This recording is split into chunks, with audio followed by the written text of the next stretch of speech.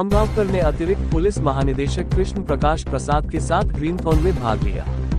Mission O2 और खामगांव नगर पालिका ने संयुक्त रूप से 21 जुलाई को जनोना तालाब के मुख्य द्वार पर अतिरिक्त पुलिस महानिदेशक कृष्ण प्रकाश प्रसाद केकर कमलों द्वारा ग्रीनथॉन प्रतियोगिता और वृक्षारोपण कार्यक्रम का उद्घाटन किया गया। मिशन O2 तर्फे त्यामध्ये खंडोबा मित्र मंडळच्या खूप सहकार्य आहे आणि खामगांव नगर परिषदचा मोठा सहभाग आहे।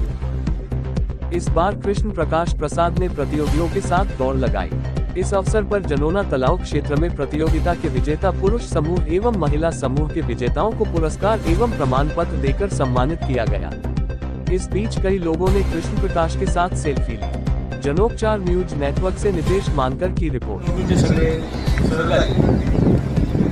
आज खरोखरच एक आनंदाचा दिवस आहे।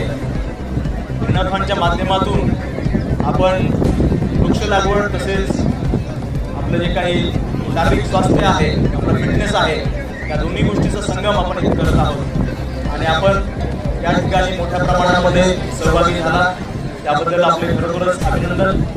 यापुढे देखील जवळपास प्रत्येक नागरिकाच्या मागे 2 झाडे असं लावण्याचा आपला मानस आहे।